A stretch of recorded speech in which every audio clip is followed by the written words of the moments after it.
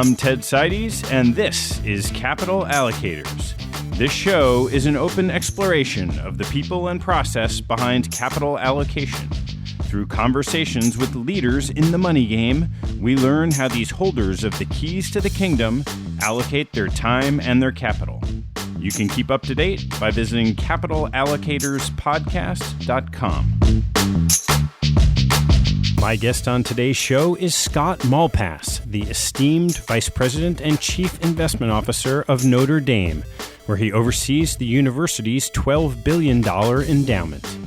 Scott earned his B.A. and M.B.A. degrees at Notre Dame and returned to South Bend at the ripe age of 26, following a brief stint on Wall Street. His track record for almost 30 years, as defined by both performance and impact, place him indisputably in rare company at the very top of the field. Among his many accolades, Scott received Institutional Investors' Endowment Manager of the Year Award, NACUBO's Rodney H. Adams Award, and CIO Magazine's Lifetime Achievement Award. He has taught students at Notre Dame since 1995, and among other directorships and advisory councils, he serves on the boards of the Vatican Bank, Vanguard, and TIFF, and previously served on the Investment Advisory Committee for Major League Baseball. In 2014, Scott became part of the founding group for Catholic Investment Services, Inc., a nonprofit that offers top-tier investment solutions to Catholic organizations nationally. Our conversation is a full-blown masterclass on endowment management, including the benefits of a long-tenured team, asset allocation frameworks, passive management, preparing for dislocations, the state of venture capital, sourcing, monitoring, and exiting managers, incremental process improvements, professional and personal development, and education and alignment across constituencies. It's hard not to be in awe of Scott's combination of humility, experience, and success. I'm quite sure you'll enjoy this show. If you do, this week, in honor of Scott's terrific work, take a break during your day and sing your alma mater's fight song at the top of your lungs. If anyone around you asks what you're doing, tell them you're following the instructions you heard for health and happiness on the Capital Allocators podcast. Thanks for spreading the word. Before we get going, I'd like to invite you to join the Capital Allocators. Scott. Good morning. Good morning. Thanks so much for taking the time to do this. I'm really excited.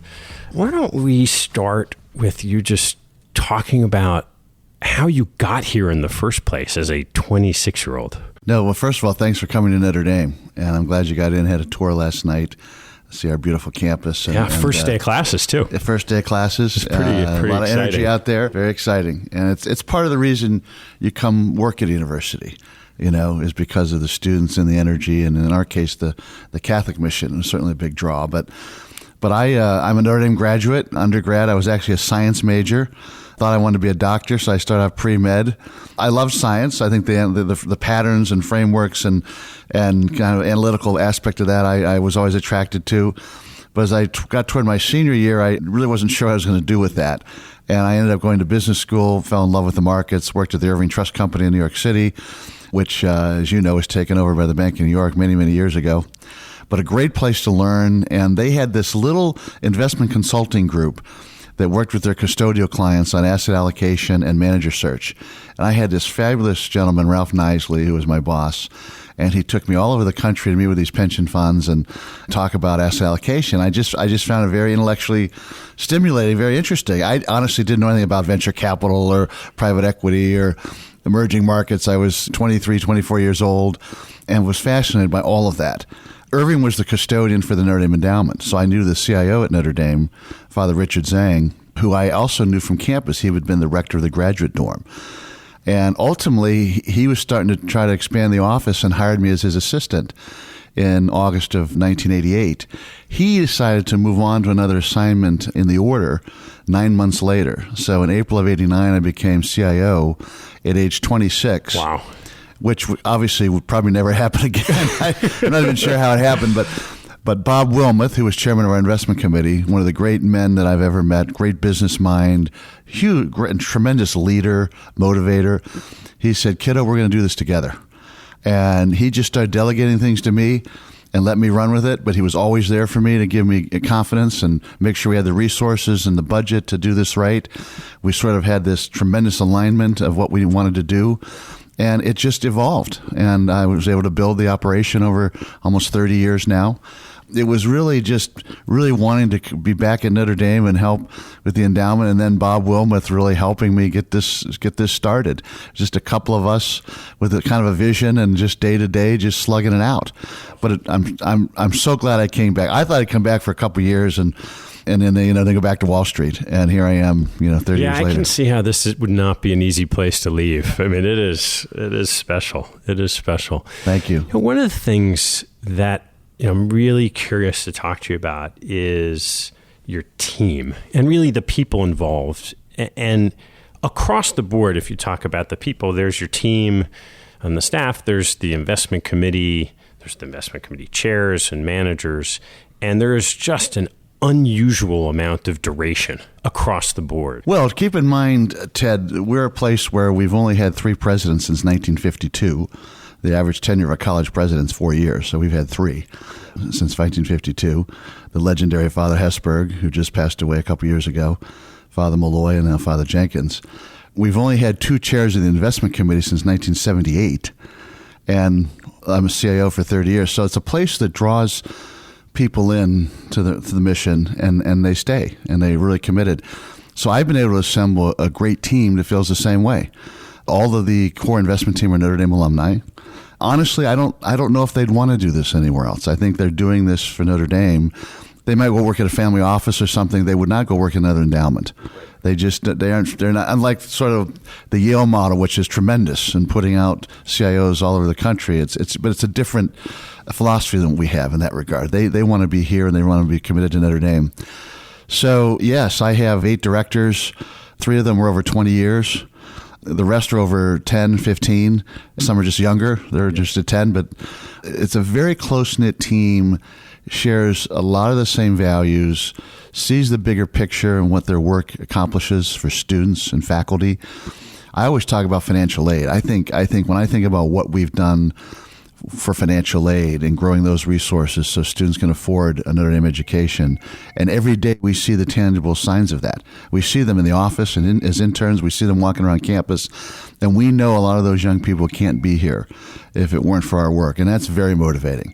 And I'm sure it's motivating to my peers at other schools who do the same thing. So I just want to poke on a challenge with that, which is when you have a team with that type of passion and commitment, somewhere along the way in your 30 years, I imagine you would have had someone that you hired into the team who didn't work out for some reason. Or maybe they shared that passion and commitment, but they ended up not having the degree of competency that you would have liked. How do you handle those situations when it's such a family type culture? It's actually gone fine. I mean, you're right. You want some turnover over time. I absolutely agree with that. And not everybody wants to be in the same position for their entire career. And the culture is not to make them feel guilty or bad in some way because they want to do something else. We don't have that. I tell all my people, if you want to be a CIO, I'm 100% behind you. Let me know and I'll help you. And that's happened with a couple of people and they've done really well, and others it hasn't. So the culture is not, boy, if you don't stay here, you're disloyal or you're a bad person. The culture is, we'll help you do whatever you want to achieve in life. It just happens that most of them just want to be here. And then also on your investment committee, if this is right, I thought I read that the members of the investment committee are non-rotating. The chair of the investment committee is the only chair that has not rotated. Typically, a chair will rotate, every 4 to 6 years. Could be longer, but that would be more typical. Maybe 8 years would be the outside. Yeah. But the board chairs have decided that this kind of continuity has actually been very helpful. And we've been lucky. We've been very fortunate to have had great chairs of the investment committee. Bob Wilmoth and now Jay Jordan, who's a private equity legend. And Jay's been chair since 95. And that has been a huge luxury for me and my team. The dialogue, we sort of know what we're saying to each other, and we can tell by the tone kind of what we mean. There's continuity in the philosophy. Jay offers great advice and counsel. I know what he's thinking about things. He knows what I'm thinking. There's no trying to dance around issues. We're very direct because there's a friendship and there's a familiarity there, which I think creates just very efficient dialogue. So I compliment the chairs of our board for allowing that to happen, because it's very unusual, and probably most people would say it's probably not the best governance practice, but actually it really has worked for us. But the committee itself does rotate. You know, most of our committee members are also on other committees of the board, so they can be assigned to the investment committee. They can also be assigned to other committees, and typically they are, so they're on 2 or 3 committees. There's some rotation, but typically if we get someone with really good asset management or capital markets experience, we want to keep them on the investment committee. And we've had a tremendous group of trustees on our committee over the 30 years I've been here, from all areas of the capital markets, private equity, real estate, venture.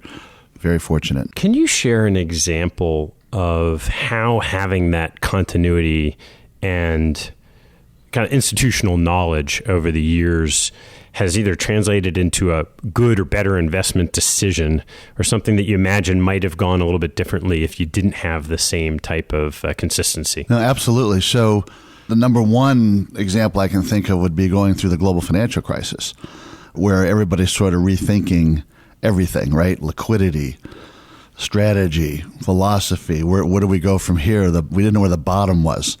And you're tested, right? And you're thinking, okay, how far down is this going to go before we do something different?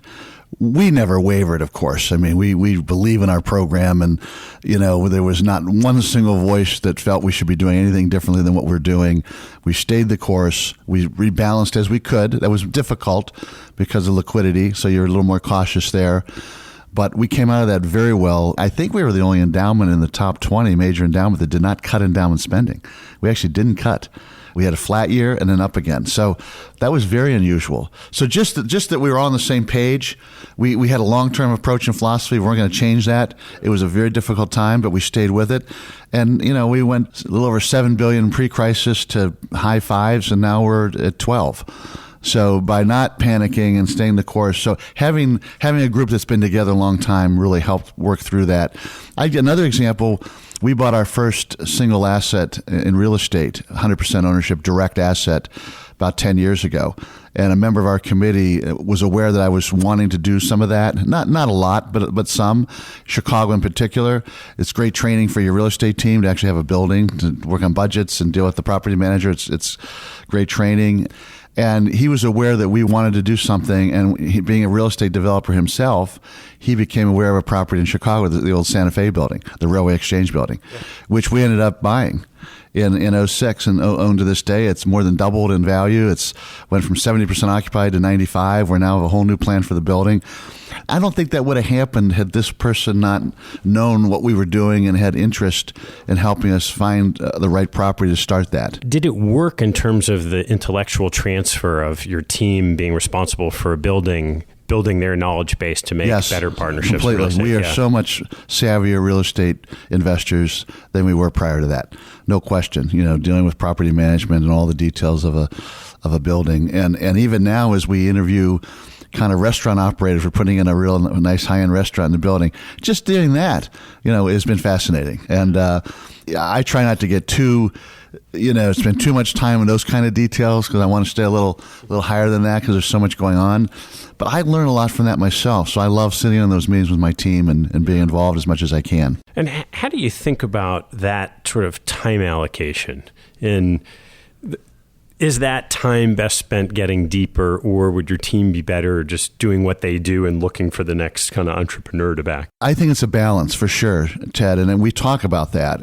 At our size, look, we're not going to have 10 of those in our portfolio. And Chicago is a great market for us. We wouldn't probably do that anywhere else, or it'd be very limited because it's so close to us. We can get in there an hour and 20 minutes and come in and out. It's fairly easy. So you have to pick your spots, but it's a balance. And we've had opportunities to do other things we've passed on in that regard. You know, it was a unique asset, but I'll tell you, if I could find another one like that, I would do it. But it is always a balance, and we talk about how we allocate our time in that regard. So let me take a quick step back and address the broader question of your core investment beliefs that drive kind of how you've structured the portfolio? It's evolved a lot from the beginning because remember, I was pretty young. And I'll never forget just a quick story. When I went out to meet with the Capital Guardian Trust Company was one of our managers in 1988. And at that time, we had a fairly plain vanilla portfolio. So they did a lot of our U.S. equities. And they, as you know, they had a really good record back in the 70s and 80s and did a great job.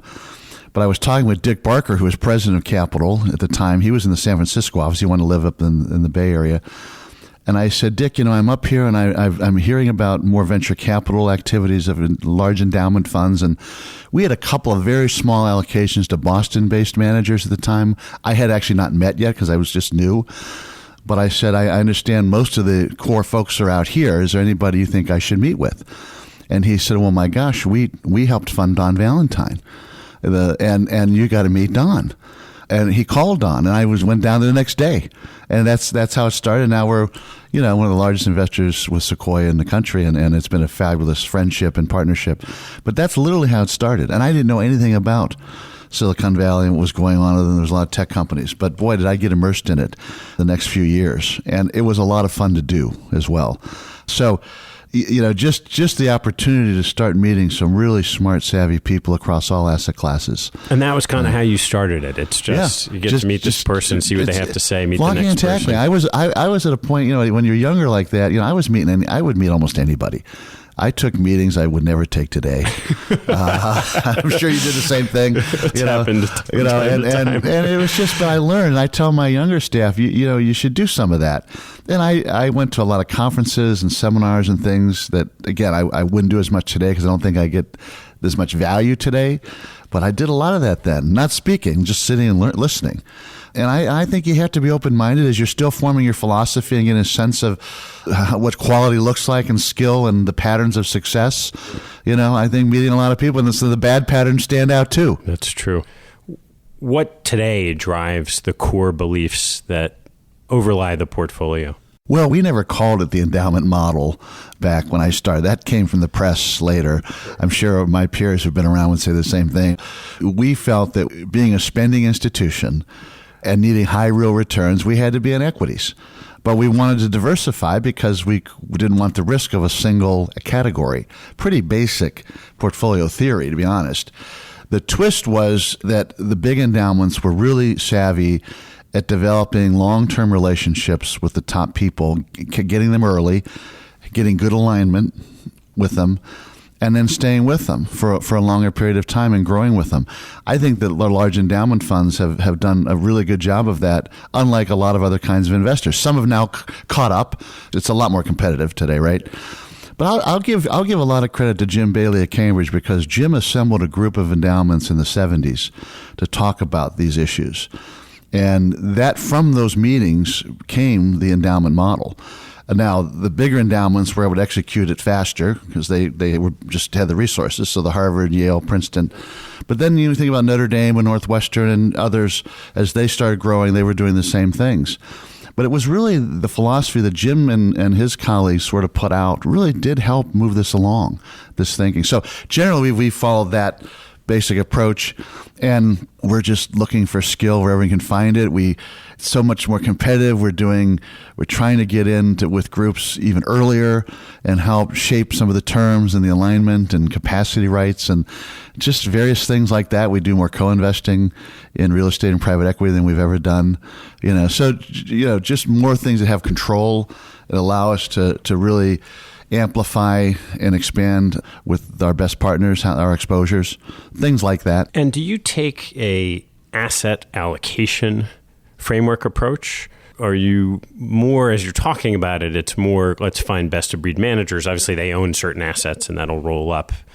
How top down is it? How bottom so up when I was first evolving in our program, we really needed to set some asset allocation targets. I needed to get the board comfortable with, okay, we're going to do this much in private equity. We're going to do this much in venture. So I thought it was important at the time to have a pretty good structure in place that was a clear asset allocation plan. And then within that, we were just looking for the best people. And so I think that evolved. Then it did become, honestly, very bottoms up. As we matured, and grew in size. We've had dramatic growth. Like I said, it was $400 million when I started. Now our pool's over $12 billion. So as we evolved and matured, it became much more about the skill and fit with our program.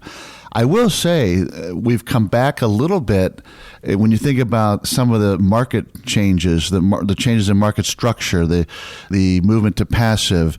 I think portfolio construction techniques, at least in the public side, have sort of come back, and I think you need to think about those a little more. Yeah, let's dive in there a little bit. How do you think about it? Right. So let's take a subset, a U.S. equity portfolio or a developed market international equity portfolio. What had your book looked like, and how do you think about this sort of the power of a passive index? Yeah, so when I first started, we spent a lot of time looking for skill, but we were very conscious of styles. You might remember it was sort of large and small and mid-cap growth and value and blends, and then it was micro-cap, and then you had mini-cap, and I think some of these firms kind of went crazy with this stuff. It got silly. But there's merit to factor now. I mean, it's undisputed that factors are really important in determining stock price performance, stock market performance of individual companies. So paying attention to that, I think, is important. I mean, you can have long periods where certain styles are out of favor no matter how skilled the manager is. That's just a fact. We've seen that. Value's been really under pressure. We've seen that before, by the way. We saw that in the 90s. But it's really severe right now for a lot of different reasons, including just that some of the real growth areas like technology are just really much bigger than they used to be, and the banks are smaller. So I mean, there's been a lot of shifts in the sectors. There is a fundamental change in that these very large cap companies are still growing like crazy and getting market share, and that's at the expense of increasingly value. Yeah, I mean, if you look at the top 5 market cap companies in the S&P today versus 20 years ago, it's completely different, right? It's all technology. So that's a big difference. But I do think it's important to pay attention to the kinds of exposure you have in a portfolio and make sure that your structure reflects some boundaries. We're not willing to have 10 years where value is out of favor and we've got 90% value managers. That we just can't. We have too much to do here. I mean, sure, you say it's perpetual, but it's perpetual in many ways. But it's also we got to spend every year. And we're ambitious, and I can't take a 10-year period where I have all these managers underperform because their style's out of favor. That's not satisfactory. So I think having some boundaries there and understanding that's really important. And do you have views of what factors you'd like to tilt to? We do. We tend to stay fairly simplistic, though. I don't think getting too cute there is helpful. You really can't time most of them anyways. But I think having the right balance is important, knowing what you have, having some balance, making sure the big factors, are you're very aware of. Growth value, large, small. Yeah. You could throw in other things, but I think those are the big ones. Kind of back to where we were a bit, 20, 30 years ago. And how much of the endowment is invested in just public equities? So our public equity bucket, which includes long-short equity, is about 40%. Oh, so it's pretty important. But long-short's about 10%, so a quarter of that. So we have plenty of long equities. Active management's had a really tough slog over the last 7 or 8 years. Indexing, we know where the trend is going in terms of fund flows. You have quant and big data coming in. Do you ever sit back and say, like the fundamental managers that we love and understand that comprise the core of our portfolio, married with whatever factor balances we have, might not cut it? There is a lot of structural change going on in markets, and I think you just have to understand it and embrace it. Computers, computer-driven models, quant firms, passive. Millennials, for example, they want to go online. They want to do indexed low-cost products, most ESG focused generally.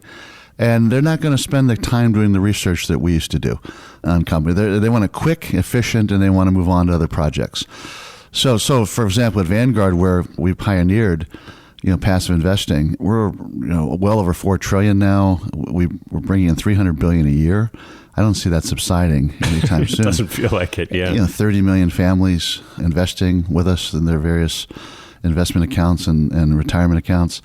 I think it's a very good thing for the public because most people have no idea how to allocate their money. I think these target date funds where you have the slide path, I think it's fantastic. I think about our own faculty and our programs here. and they can invest in those funds that match their retirement age. They don't have to worry about it. They have to spend a lot of time on it. They don't want to. They're doing research. They're teaching. I think some of those innovations have been incredibly helpful for the broad retail public and retirement funding. And I think Vanguard's played a great role with that. And I get asked a lot, well, you don't do a lot of passive. You're on all these, esoteric, active strategies, high active risk. You're not benchmark oriented. How does that square with your belief in passive? I said, it's completely consistent. I said, if I didn't have a team like I have here, scouring the world, doing 800 meetings a year, looking for the best talent, I would index most of it. If I were running a state fund at 150 billion, I would index most of it. But I've got a much smaller fund than that, and I've got a full team here, and we can do this. But most people can't. And I would argue there might only be 50 or 60 investors in the world who really can do this model well. I don't think there's a lot. I think most people should be using more of these other techniques. Yeah. Yeah. Do you have a view in your head of the U.S. market? S&P 500 is something like 30, maybe a third, 33, 34% is indexed today. Do you have, there's this debate, Charlie Ellis says, we can get to 90%. Do you have any view from the seat of what's a healthy amount? Well, I don't believe that because there's been a lot of flows into passive that all these stocks are overvalued. They're structurally overvalued and people are going to lose money because they're buying at a high. I don't believe in that general narrative, to be honest. I think you've got broad indices with a lot of companies. And sure, when there's market corrections, they're going to go down with the market. But because you haven't had as much friction in trading and fees, you've already way ahead. The rebound's going to be correlated directly, with your allocation. So, I mean, the data is very clear. Most people should do passive, and they should be low cost, because it's the trading and turnover and fees that really undermine most retail portfolios. And I'm glad institutions are doing more of this. Like I said, we'll do some passive ETFs temporarily. We're looking at exposures or transitioning some managers, or we might have a theme we want to put in place that's opportunistic for a shorter period. We've done some of that, and we'll continue to do that. And I actually think as the fund grows, we'll probably do more of it. And I'm not against that at all. I embrace that. I'm looking long term at how I can get the right exposures and make sure that I'm not missing out on something because I'm being obstinate about I can't find an active manager that does that. I'm going to use all those tools. So when you think about anything opportunistic or tactical, it has to be relative to some baseline, right? If it's 30% stocks, do you want to move it to 40% long only? Or emerging markets, I remember way back when you had a much larger allocation to emerging markets than your peers. Right. Early on we did. That's right. What are the things today in the markets or the last couple of years or looking forward that you think might be more interesting areas to be exploring in terms of those tilts? Well, I will tell you that we've been spending a lot of the last couple of years thinking about some of these longer term portfolio construction ideas. I think just, obviously the market's been good the last couple of years. Volatility has been low. And it's been a time where you could sit back and think more about sort of longer term construction. And we've been doing a lot of that. And especially given our size now, look, we were opportunistic with when the energy collapse. There was some things we did there. Those are relatively easy, right? Because it's clear that there's an opportunity and you just have to be positioned to take advantage of it and you have liquidity. And I think all the big endowments and foundations are pretty well set up for that. Yeah. I know whenever I've been through 4 distress cycles. The next time there's a distress cycle, I'm sure we'll hit that really well again. Just seem to, the time windows just seem to compress a lot more because the capital just so you have to be ready. Yeah. And we're talking with managers now that we won't use until the next collapse. But when that happens, we'll be ready. They'll be ready, and we'll be able to put a lot of capital to work. So we're anticipating things maybe more than in the past. Even we've always had good liquidity because we have fundraising, we have good inflow. We're fortunate as an investor. You sort of get great cash flow. We're in the middle of a campaign now, and so of course everybody's in a campaign, right, all the time. But it's a great structural advantage for the big endowments, in terms of rebalancing and all of that. So we're always looking, I think about emerging markets. I think about what a weaker dollar could mean. Europe, there's aspects of Europe that look very interesting. We do a lot of, in private equity, we've always done more of that middle market and lower middle market. And in Europe, that's a very attractive space right now because the banks are struggling so much. It seems like it's been tricky to find the right partners. There's not as many as we'd like because I think we'd like to put more capital in, but we have found a few. And so that's an area we've put a lot of time into. We actually did a 2-year pilot with a London operation we just completed. And we had some staff in London over the last couple of years really thinking about deepening our networks, extending our brand, learning about other opportunities. If we want to do more direct kinds of investing, having people on the ground would be an advantage. It was also a great development opportunity for some of our team. But it was always a pilot. Our board is great about letting us experiment with things like that. And I said, look, I'd like to do this, but I don't want to make a 100% commitment yet because I'm not sure we're going to want to do it. In terms of having an office on the ground. There. So luckily we have a tremendous academic program in London. We have 150 kids a semester there. We have a gateway program. We have our own building. We were able to just plug into one of the offices. And so were these are existing people on your team? Existing people on our team. So we had two folks, 2 of my directors did it for a year, and then 2 others did it a second year, and then we had some rotation of some of the analysts and associates. And what was the outcome of that? It was fascinating. I would do it again. It was incredibly accretive to our work, our mapping out of the money management community in Europe, our understanding of the European Union and the institutions. Of course, Brexit happened while we were there. That was interesting. We certainly didn't expect that. But just being on the ground there really helped us think through that as it occurred.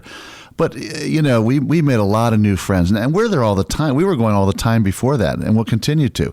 But being on the ground somewhere does give you a chance to deepen relationships and spend more time with people you don't when you're coming in for a week. Despite all that, we decided that unless you're really if you're a big pension fund doing a lot of direct private equity, probably being on the ground, we don't need to be right now.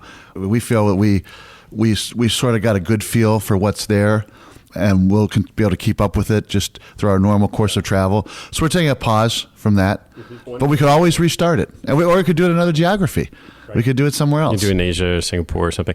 I always wonder about that when you have such a familial feeling culture here. It's the flip side of having people and getting the new network and on the ground is they're not here. Right.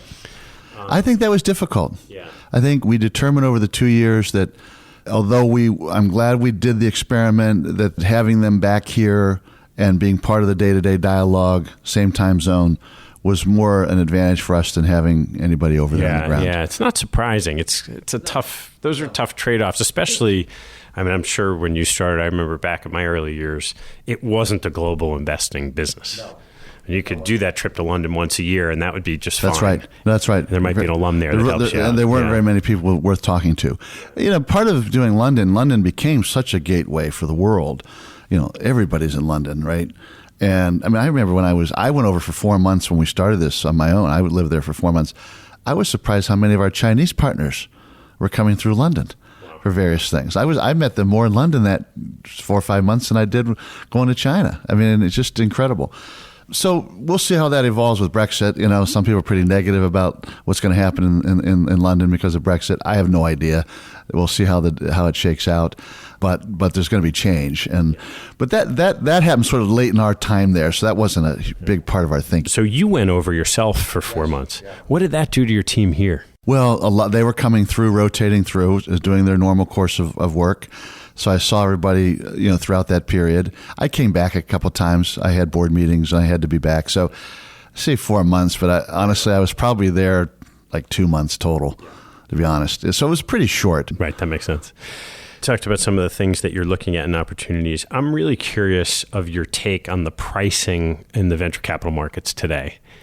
And that's a business that clearly for the endowments and other institutions, it's been super important to be with the right partners and be there for the long term. And it does feel like there's this self-fulfilling prophecy that when you're Sequoia and you have great returns, you seem to get the better deals, which allows you to get great returns. The entrepreneurs want to work with you.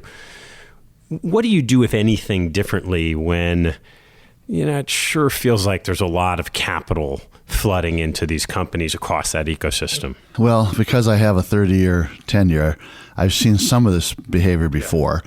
And so I'm always skeptical of some of these, periods, late cycle, where there's, a lot of froth and overpaying and so forth.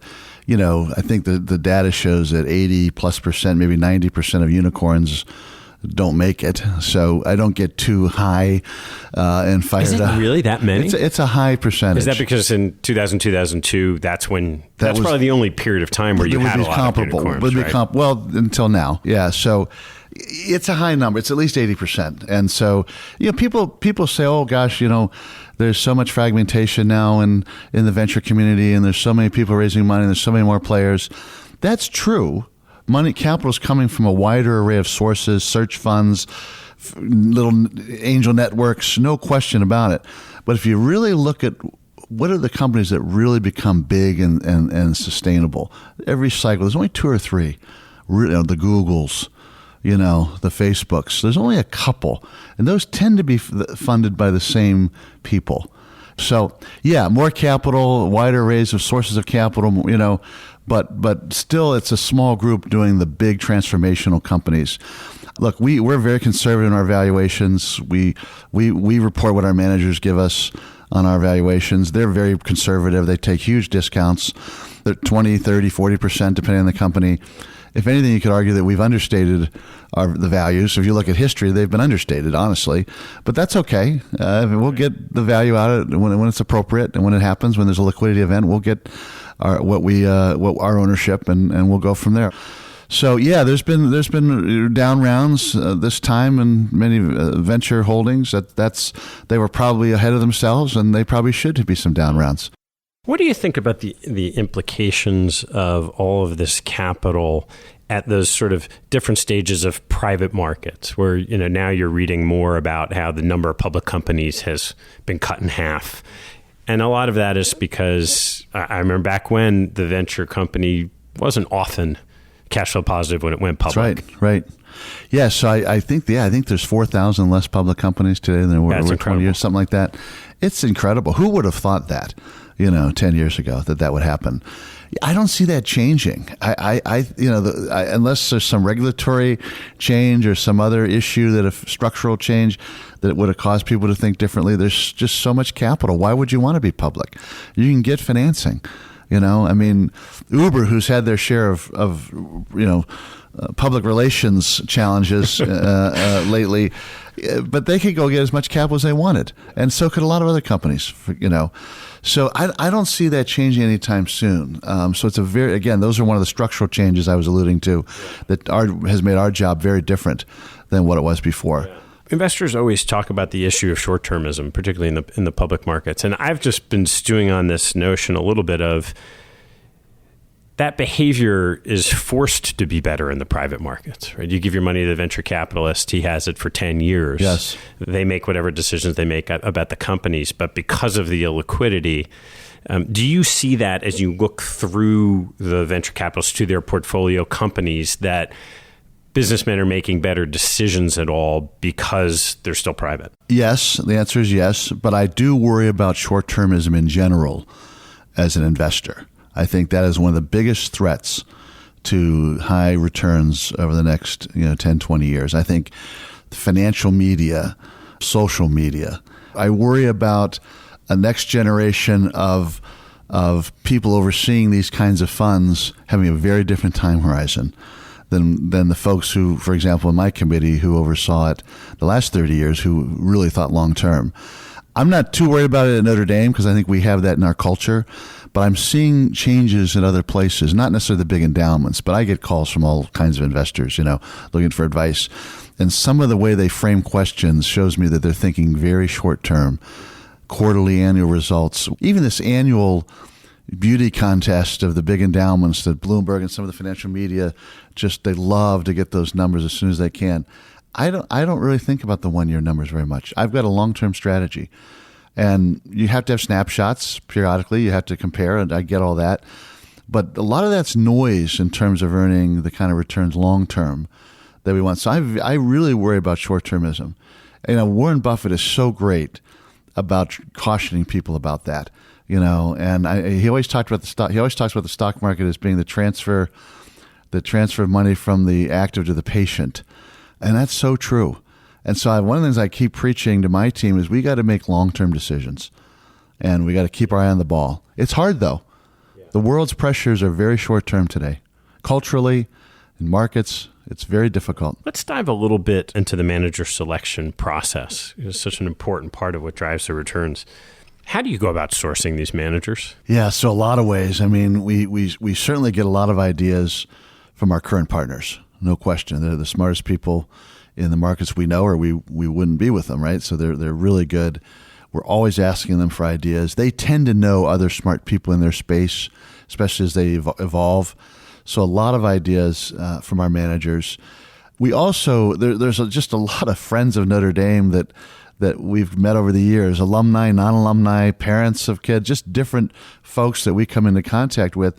And I have a discipline where I sort of have a call list. And my staff does too, my senior staff does too. We just touch base with certain people periodically and say, what are you seeing? Which we'll be looking at? Is there anybody out there you think is of interest? And so we'll just try to follow up on that. And a lot of the time there's nothing particularly new, but every now and then there's something very interesting, and you get one or two ideas a year from that. It's great. So I think you do have to be more entrepreneurial. Use the tools you have available. The public sources are now a commodity, and there's a lot of them. People forgot how to get on the phone and call people. I tell my students this. You guys, you got to get on the phone. Stop looking at that damn iPhone and get on the phone and call someone. That's where you're going to get ideas. I preach this so much in my class, and I think they get it. I think they start to get it, and I see it in their behavior as they start their careers. You're going to get ideas from smart, experienced people who've been around, not from looking online. The online can affirm things. You can develop the thesis. It could give you research, put the framework around it. But the best ideas, I haven't gotten one good idea from the internet in my career. So once you've met these people, how much time do you spend with someone before you know if you want to make a decision? It varies a lot. I mean, sometimes you get because they're so well known and they're so experienced, and it's easy to check them out, or somebody in our network knows them well. It can be fairly efficient. It can be quick. We met some family office groups in Europe, for example, that were raising some funds, and they were taking outside money. And that was relatively quick because they were very well-known people with a long track record. And it was really the first time they were going outside. So there wasn't really an opportunity before. But those were easy. Sometimes it takes many meetings. Maybe they're younger in the life cycle. You're still getting to know them. They're still getting to know themselves and their philosophy. You know this from your work. So you're looking for them to articulate a thesis that you can kind of hang your hat on, and sometimes it's hard for them to do that in a way that gets you excited, but you think they're good, so you want to stay with them, give them a chance, so you keep coming back. And some of those work out and some don't. But we talk to the Notre Dame family in general. We talk to a lot of people. My peers, I'm not afraid to go call another CIO if I hear they might be looking at the same thing, and we'll share due diligence and confirm. I think people are doing that more today, to be honest, than they used to. I don't think there was a lot of that done when I was early on. Yeah. That wasn't as common. Sometimes I hear the opposite. I was talking to Jim Dunn last week, and he was sort of saying that because of certain organizations have CIO peer-driven compensation. Right. And as a result of that, they're less inclined to want to share ideas. So I think that's a mistake. We do not have that. We never had it, and our board will. I don't think they'd ever do that. That we don't. Honestly, at the end of the day, we don't really care that much what other people are doing. We've got our own risk tolerance, our own mission. We're going to do what we need to do for Notre Dame.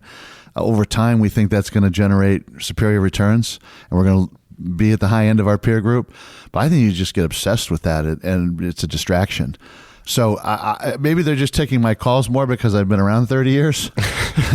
But I find it easier today to share share ideas than I did 10 years ago. And then what have you learned when it comes to that point where you're making a decision? What have you learned about your own behavioral tendencies, and those are the people you've worked with for a long time? Do people like the gut instinct decision with backfill research? That's a good question. When I first started, it was easy for me to see the really, really good ones. They stood out. And of course, the bad ones are clear. The middle area, when you're younger, was harder to discern, right? That middle 80% or whatever. We've certainly gotten better at figuring that out, and making faster assessments of that group and either moving on or keeping them on a watch list or whatever. I like people say, oh, you have all Notre Dame grads, so you're all thinking the same way about everything, and that's just not true. We are all Notre Dame grads, but I have so many different personalities and ways of thinking about things, and they bring very different perspectives on these manager selection issues. So you have to have some common narrative and you have some common criteria that you really have to hang your hat on. We have that, but we're also willing to weigh different factors differently at times based on the asset class or the life cycle of the manager, and how mature they are. There's a lot of variables. You know this. I mean, there's a lot of variables. It's not an exact science. It's probably half and half. It's hard. It's very hard to predict who's going to really excel from here and who isn't. Sometimes it's extremely difficult, and sometimes you make mistakes. But if you don't do anything, you got to do something. So what do you think, as you've learned over the years, have been some of the mistakes that you made that you now feel like were actionable and have corrected and try not to make again? Yeah, so most of the time when people don't become successful, they ended up getting away from some of their own core beliefs. They ended up raising too much money. I think in private equity, some of the early buyout funds that were small, they said, "Oh, we'll never raise that kind of money." Or even some large multi-strat hedge funds, "We'll never be that big." Well, you know what? They're like 10 times that now, and their returns show that. So at some point, we sort of get off the train, and say, well, it's nothing we did. You're the one who decided to do that. So don't be mad at us because that was a decision you made. We're moving on. And obviously, we always try to part in a very professional, friendly way, and I think we've done a good job of that.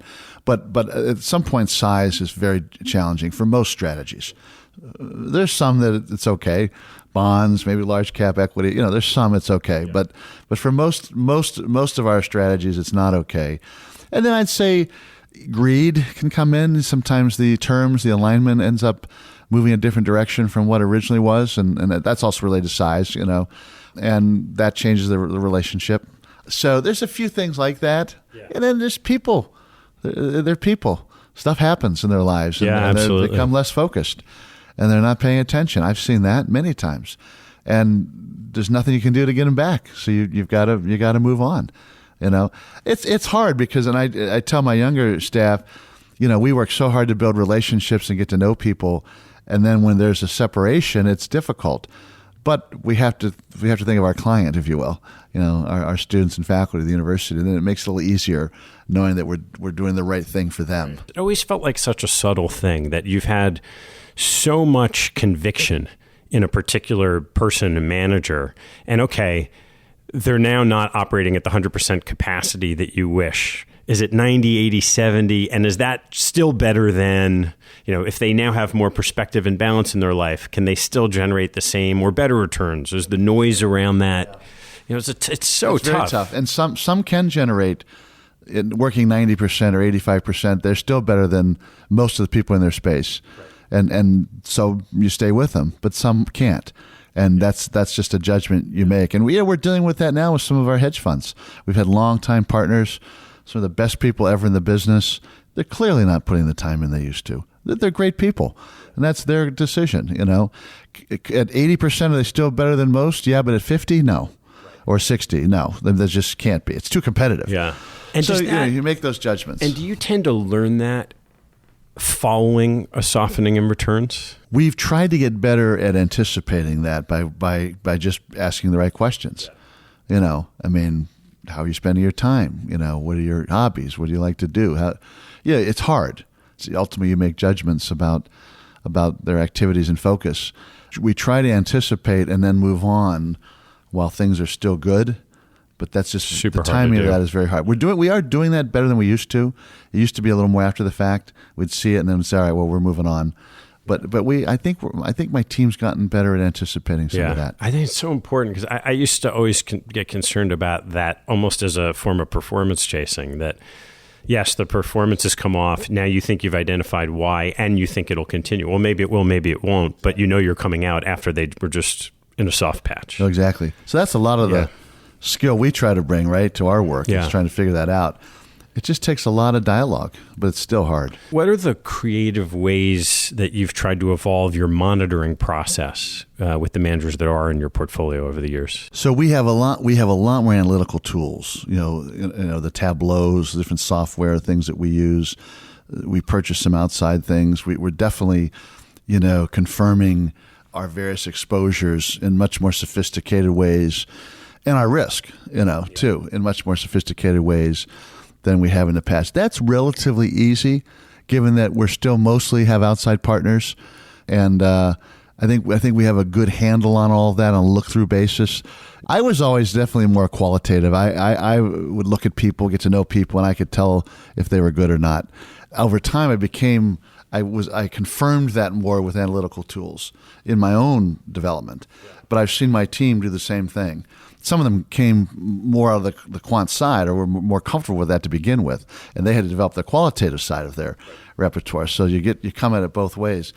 But I really like where we are now in terms of that balance. Yeah.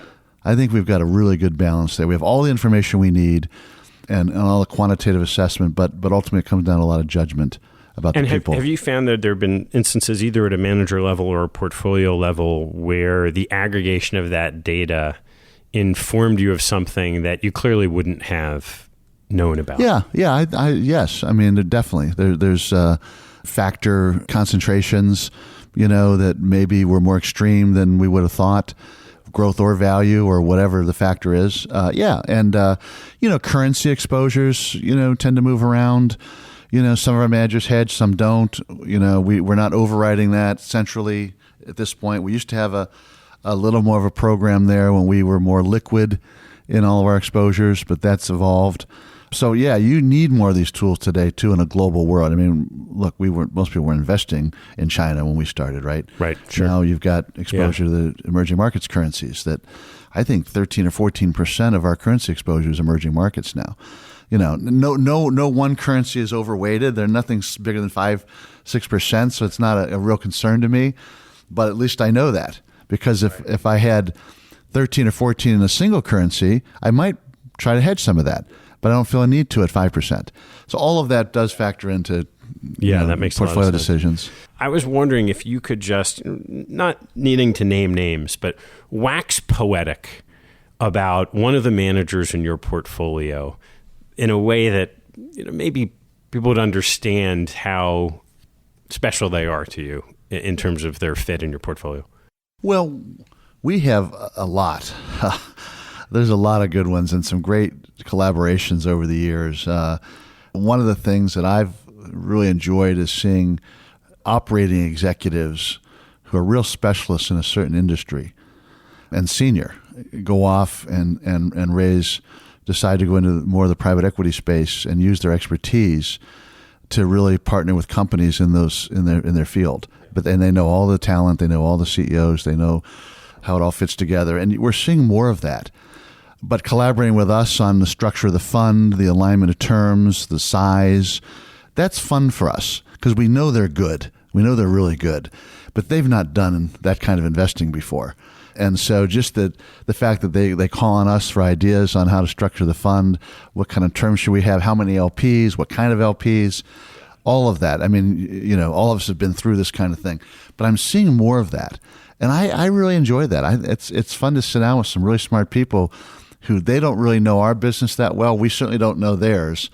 But to come together to do something really special is really fulfilling. Yeah, so we're seeing more of that in different sectors, whether it's consumer goods, healthcare, energy, definitely seeing more opportunities to partner with people in those ways. And that wasn't the case before. They'd show up with a pitch book and a fund. It was take it or leave it.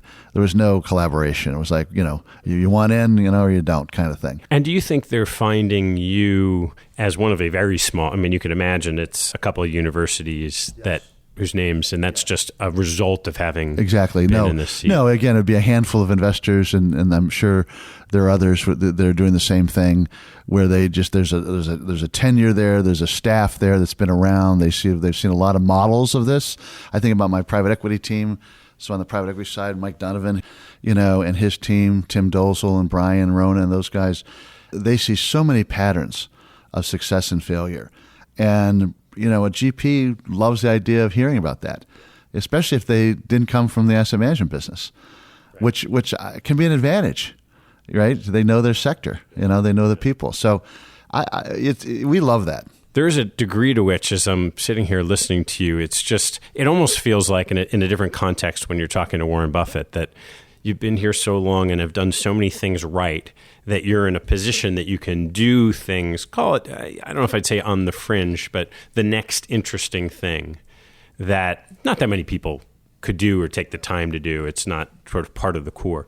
So what would happen if you were tasked with, let's say, a $1 billion pool of cash to put to work today? Maybe you have a little staff, but not the kind of staff you have. How would you think about, even at a high level, structuring that similarly or probably quite differently from what you do here? So outside of Notre Dame, I'm helping somebody else. They got $1 billion. Yeah, I mean, let's assume it's not a perpetual institution, but it's a long-term pool of capital with some liquidity needs. You have a pool of capital that would love to make $1 billion 6 cash, to 10%. What are you going to do? Yeah. So right now, we're today. We're given where we are in the cycle. I would be very cautious. I'd be very liquid. I would keep a higher percentage of cash than we would have now, that we do, because we have a full array of managers. I would layer into strategies as they became available that I thought were attractive. I wouldn't rush to put it to work. I'd get some basic things in place. Might even use some passive or some style passive indices, something like that, to just affect some exposures. But I would stay more liquid to start. As private equity opportunities became available that I thought were high level, I'd start getting involved. But then that'll take years. People ask me, I want to start a private equity program. How long is it going to take to get it mature? It's a decade, maybe more, but it's probably at least that, right? So I would be patient and cautious. I wouldn't day one just put it in everything, have some master plan and then just put it all in these various managers and asset classes. I would be very, very measured in putting that to work, especially where we are in the cycle. Now, I think that's a big part of it. This is early 2009. After a big draw, I'd probably start to be a little more aggressive. A couple of little sort of more subtle topics. One, you touched on kind of internal management, which may or may not be tied to co-investing.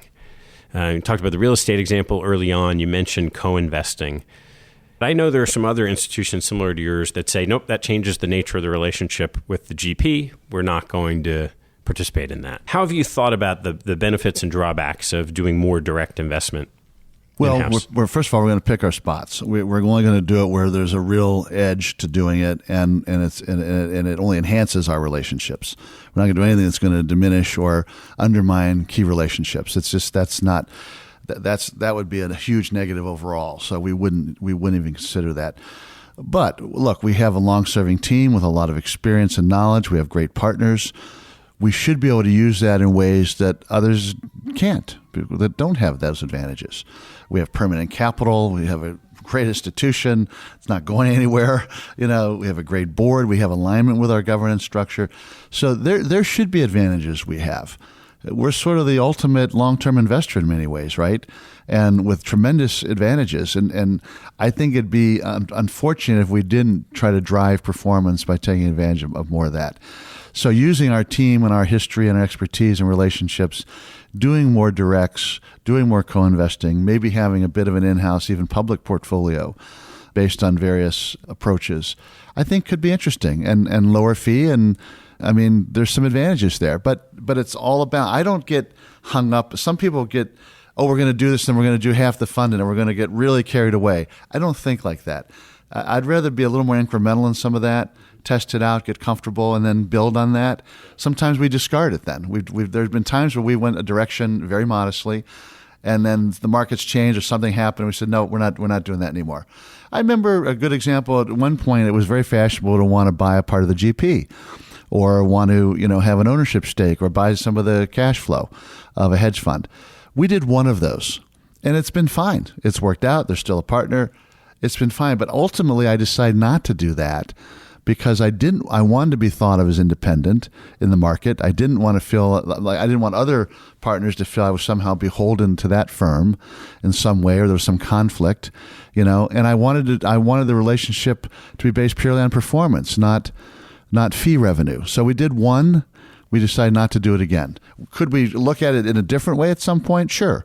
But right now, we don't feel that's part of our strategy. So that's an example. We sort of went down that road. Oh, let's try that. And maybe we'll like it, and maybe we'll do more of that. And we decide not to do it. What's the biggest current subject of debate in the office about an investment topic? Yeah. So all the geopolitical stuff, of course, is massive. And of course, we can't control any of that. So we talk about it. What will we do in a crisis? What will we do if the market was down 20, 30%, those sort of scenarios. I think all major investors think about that. But that's, day to day, who knows? It's hard to predict. You're going to, at least you have a sense of what you do, but there's not much else to talk about.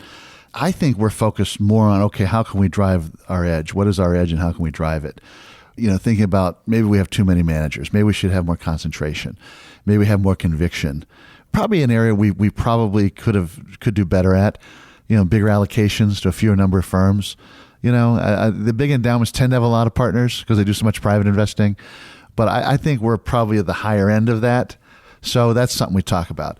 More control activities, like I've been talking about, more ways to control the alignment. And maybe it's people younger in their life cycle. And it's just to pick on the first one. So is the debate about concentration?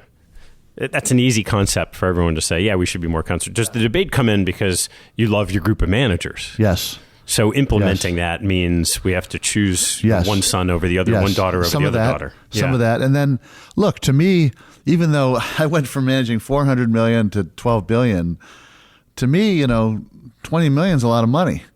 I mean, so... I've still got the old thinking, so maybe I should have done 50, but we did 30. I look at it, almost any private fund, how much can we afford to lose? I know that's probably too conservative, to be honest, because we do such a great job of getting the right people. But I do think of that. So we probably could be a little more aggressive there. But I've been saying this for 10 years, and it hasn't happened yet. Not yet. Well, one of the things that you've talked about at times is doing an annual offsite meeting to review what you've learned. And I was wondering if you could share what some of those lessons have been. I'll tell you, I have such a great team that thinks a lot beyond the numbers, maybe because it's more like a family office. So we do a couple of things. One, we do a very extensive investment retreat. We actually just do that on campus because if we're just going to be sitting in a room, we might as well do it here. It's a pretty beautiful place. So let's just focus. So we do 3 days every year. We just intensely review our portfolio and structures and think about other ideas. But then we do an offsite, which is a little more leadership, self-development. We do pick 3 or 4 key topics and have our younger staff do a presentation on, okay, what's the effect of Amazon on retail, renewable energy, and how's that evolved? Artificial intelligence. We might do a deep dive on some topic, and it's a great opportunity for the younger team to have that opportunity to present for an hour and a half on something. But a lot of the other time is sort of team building, self-development. I bring in speakers. You want to help motivate people and keep them excited, help them evolve. We all need to evolve, right? If you don't think you need to evolve, you're already dead. You might as well hang it up because we have to evolve. I think I've done a pretty good job evolving myself in terms of there were certain things that I wouldn't have considered years ago that I find are very attractive today in terms of kinds of managers and approaches. The things we read to keep up with markets are very different today. How you get information is very different. Your work patterns are different. You have to embrace those things. Keep some of the core bedrock things that are important, but then being willing to evolve. So it's a chance for us to talk about all that as a team to make sure that we're on our game and just staying ahead of the pack. So a lot of conversation. Just sitting and talking about this stuff. But I like to take the whole person into account, and as how I lead my team and make sure that they're being nourished in a lot of ways. That's very motivating to them. That's why they stay. That's why they're enriched in their work and they feel that it's important. They feel appreciated. They're allowed to, hey, if there's a certain skill or tool or a conference or something they need to do for them, we do it. I'm pretty open to that because I think if you have a team that feels that they're being allowed to grow and evolve and supported in that as human beings, which we are, whether it could be their faith life, it could be a lot of things. I think that's important. And so we're pretty good at that, I think, because we're aware of it and we talk about it. That may be a little different than some funds, some other institutions. What concerns you most about the markets and the environment today going forward for the next 10 years? Yeah, I mean, the amount of leverage still in the world that from bad behavior in the past, it does feel to me like it puts a bit of a cap on potential economic growth in the world. There's just so much debt out there, and that certainly bothers me. 60-40, the last 10 years was probably 5.5%, and it feels to me like the next 10 years could be that or worse. Hopefully not, but. So let's say that a 60-40 does 5.5% again, and inflation is 2 to 3. How am I going to get a 5 to 6% real return? And the kind of returns we're used to. It's a challenge. I think it's a real challenge. I think institutions were spoiled in the 80s and 90s with the kind of returns and the real returns and even the 2000s. I mean, yeah, and so I just. To develop scenarios that are a lot more severe than what they're doing and how that impacts their cost structure and fundraising plans, all of that. I really do compliment our finance team at Notre Dame and our executive vice president. Our finance committee of the board is tremendous. So they're on top of those issues, and they take input well from me on where I think interest rates are going or what scenarios they should be running on market returns for the budget. Very collaborative, which I don't think is always the case, at big institutions. So I feel Notre Dame is in good shape that way, but there's just so many unknowns. There's just a lot of unknowns. I worry about trying to make a 5 to 6% real return in a very low return, slow growth world. That's why we're going to have to be, we're going to have to use our edge, and that I talked about in ways, maybe more important ways than in the past. It's just harder. It's going to be hard. These jobs are much harder today, I think. Yeah. I think they're a lot harder. There's so many variables to consider. And competition, I mean, I look at, I think there were 5,000 kids after the CFA in 1988. Now there's 200,000 a year. I mean, you look at the shifts in the market and the amount of talent that's come into financial services. Even the distribution of endowment returns. It used to be very wide. You've seen this. Now it's so tight. It's like it's an amazing shift in competition in the industry. And, a lot of pension funds, foundations, family offices have gotten sophisticated. Those were easy competitors to beat, years ago. It's a lot. People are more aware of what it takes to be successful. And that's a good thing. It's a good thing. It's a good thing generally. It makes it harder to give you the confidence that you can stand out, deliver. But that's why we work so hard to think about these other things we can do. But if it's just a few basis points extra a year in each of these, it'll add up, As long as you have that time horizon, that alignment with your managers and your board and the proper governance, as long as that's all in place and they understand that these things take decades, it'll be fine. Yeah. The moment that breaks down, then you'll undermine the fund.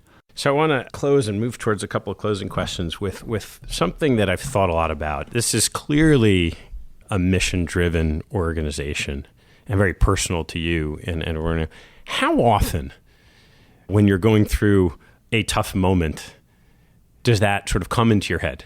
Is it every day? It's every day. Yeah. It's every day. Yeah, I wake up every day thinking about that my work today is going to be important to this place. One way or the other, because what I do today is going to be built on in the future and other things. So whether it's a student I see or a faculty member, just that being open, hearing their perspective. They want to talk about social responsibility, which we have a longstanding social responsibility policy as a Catholic school. It's very rigorous. And it's nice for them to come in and want to understand that, but then they have their own perspective on that. But just being available. And look, we're busy, right? I travel a lot. I got a lot of meetings with managers, making time for that. But every one of those is important because we're a university, and they need to understand, how that all fits in. So just knowing that and taking those meetings and those half-hour conversations, you have to have that perspective. If you're not thinking that way, you won't take those. And I have a lot of peers who don't do any of that. They just won't. And maybe that works at their institution. I don't think it really works here. And I think it makes my job easier if I do that. And then I've got emissaries all over campus who know the facts. And then they can tell their dorm mates or their department colleagues, Oh, I talked to Scott. Here's what they do here. We'll get them in to speak to us. There's a trust factor that I think that's really important there that I think we've developed, but you got to keep doing it because these students turn over every year. You get a new group in. I've got freshmen already setting up meetings, want to hear about our, various policies. Yeah. Oh boy. I'm actually gonna go speak. I try to every year, but it's not sometimes every other year.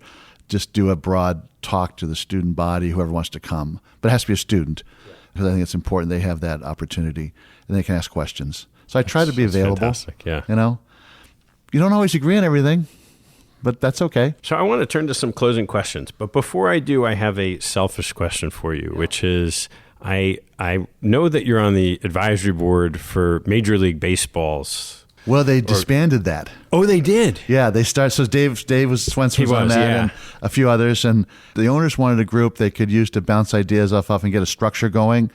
That happened, and then they hired a full-time advisor. Oh, okay. So I think that they're in a much better place. So they actually disbanded that. So, but it was fun.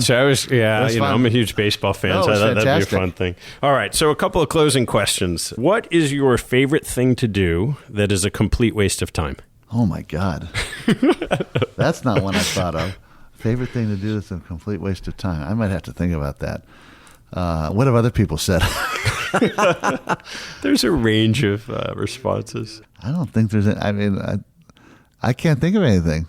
I have a lot of favorite things to do, but I don't consider them a complete waste of time. That's fine. All right, let's move on. What was your favorite sports moment, either as a participant or a fan?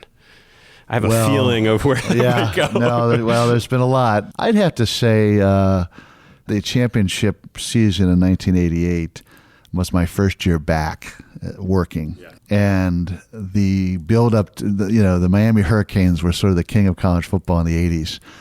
And the way that we beat them here in 1988, when I think is one of the great college football games in history, Lou Holtz versus Jimmy Johnson, and it was every player that started on both sides was drafted in the NFL. That was a hell of a college football game, and we were fortunate to come out on top and win the title. Then that was probably the best sports moment if I had to pick one. That's great. Yeah. What phrase did your mother or father repeat to you over and over again that most stuck with you? They were really good at getting us a sense of work ethic. I don't know if it was a phrase. It was more of a philosophy that, we had summer jobs. I had a paper route. I worked in a plant, 120 degrees. And when you do that, you want to go to school. So they were very good about it, making sure we had a work ethic, that we had to provide for ourselves, that we always worked. And it was great. We met a lot of great people, and you had your own money. And I remember I bought a bike, at 12 years old, and just that sense of self-accountability, and always supportive. But I don't know if it was a phrase, but it was definitely a philosophy of you got to work, take care of yourself. What are you most proud of? I'm most proud of the way Notre Dame's advanced over the last 30 years I've been here, the team I've brought in. I look at some tremendous facilities that are opening this fall. And I looked at a little map our facilities people showed me. Almost half of the campus has been built in the last 30 years in terms of square footage. Some amazing world-class facilities and programs.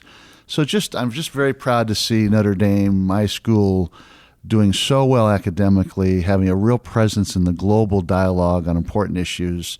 Our kids having amazing student experiences. My gosh, I think we had 7 international programs when I was here. We have 45 programs in 25 countries. I mean, it's incredible. 2/3 of our kids spend time overseas while they're here. Languages, everything. But the team I've worked with is so superb, such great people. Watching them evolve, my team in the investment office, watching them go through life and get married and have kids, and all of that has just been so rewarding. And I'll say, to work with great leadership, Father Hesburgh and I were very close. He always thought the endowment was so important. He said, he would, every time we hit $1 billion, he would call me for dinner. He said, we've got to celebrate. And I remember when he started, it was $7 million. in 1952. So $1 billion to him was like unheard of. And then it was 2, then it was 3. But I had dinner with him and Father Joyce as executive vice president when he was alive, but then Ted for many years. And even after the crisis, we'd already celebrated one milestone, then we came back. He goes, we'll celebrate it again. And he just loved that. And I have to say, that was very motivating. The importance of the endowment to the life of the university, because I know when he became president in 1952, they asked him how he was going to make Notre Dame a great university. And he said, well, one of the things is if you look at the best schools today, they have the biggest endowment funds. So we've really got to grow our financial resources. And it was something he just really pounded the drum on for 50 years. And then the leadership since then is just tremendous, But Ted, for the endowment, Ted was, in my early days too, being a younger person and just the motivation that the legendary Father Hesburgh brought to me, because we thought he was a rock star. He chaired the Civil Rights Commission. He could pick up the phone and talk to any president, the Pope. He could talk to anybody, and get stuff done. He was extraordinary. That was pretty heady stuff for a younger guy, What do you fear most? Well, I fear that we have such bad leadership in the world today. It's hard for me to point to really great examples of leadership at any level. I think Pope Francis provides that in the Catholic world, in the faith-based world, in an international way. But there's some CEOs that are tremendous leaders. But boy, it's really hard to look around the world today and find really great examples of leadership. I worry about, and why aren't more of our best talents going into real leadership positions in our government? Feels like we just need to develop a culture again where those things are really important. I mean, there was generations that thought that was the highest calling. I don't see that today. I talk to our young people. Yes, some of them want to be in politics, but most of them don't. They find the discourse they don't want any part of that, and that worries me. Because we need them. We need them to change the world. We need them to show leadership. So I worry a lot about that, to be honest. Think this will ever come to anything else? I think you're going to be here for a long time. But what profession, other than investing, might you want to attempt? Well, I thought I might be a football coach at one point, years ago, before I started here. Thought I might teach and coach high school football, maybe go on to college or something. Probably too late for that. I serve on the board of the Vatican Bank. I think you might know. I was appointed by Pope Francis to that last year. I'm working with them on some transformational things in their asset management, which we're hoping to get done. I find that extremely attractive and fulfilling. We started this separate company, a not-for-profit called Catholic Investment Services, with Jack Brennan from Vanguard, who's also chair of our board. We're trying to build that. We have a great staff there. My team is involved in helping get managers to be part of the program. But I think, when you think about 4,000 Catholic charities in the U.S., about $150 billion aggregate dollars, most of it not particularly well managed, and this is a problem across all faiths, I just felt there's something I could do to help with that. So I would very much like to continue to help them, and maybe 10 years from now, I'll help them even full-time, or do something to really move that ahead. What do you know now that you wish you knew 10 years ago? Well, a lot of things. We can put the financial markets aside. Yeah. Well, I know how to roll my wrist through the strike zone of my golf swing better than I did 10 years ago. I'm a better putter. There's a lot of things. Human nature, you as you get older, you're I think more astute about human nature and building relationships and maintaining relationships and just the importance of that and having deep relationships with people and your family and is really fulfilling, So I think as you get older, you just become, more appreciative of all those things. Yeah. But that's one I think more about. There's a lot, most things. All right, last question. It is your waning days. You are much older than you are today. You are down at the grotto, thinking about and looking back on your life. What advice would you give yourself today? I'm starting to tell my students this. Just, we all want to be successful. We all want to do good things in life, but make sure you enjoy the journey too. I mean, I look at our kids today, and they're so driven. They're talented. They're smart. They've been blessed with a lot of advantages. But sometimes I worry they're not enjoying the ride because they got to achieve. We got to get that job. We got to get that A. Then we got to get that internship. Then we got to get that job. or I'm going to let my parents down, And I'm not speaking about every kid, but I do see, because they are high achieving young people and they are talented, I just hope that they value relationships, that they can enjoy the ride, and it's not about getting that next job. They're going to get that job, no problem. They're the top 1% of people in the world of talent and ability, and so there's no problem whether you're at Yale or Princeton or Notre Dame or you're going to get that job. So just making sure you really appreciate the journey fully and take care of what's important. I think that's something I would want to make sure that I would tell myself even younger. I think I have, to a point. I've been here 30 years. It's not that hard to be at Notre Dame, but it's there's things you would do maybe even differently. Scott, thank you so much for the time, the thoughts, the lessons. Thank you, Ted. Really enjoyed it. Really enjoy your shows, and it's been nice knowing you over the last 20 years or so. Thanks, Thank Scott. you. Thanks for listening to this episode. I hope you found a nugget or two to take away and apply in your investing and your life. If you've liked what you've heard, please write a review on iTunes or Google Play to help others find out about the show. Have a good one, and see you next time.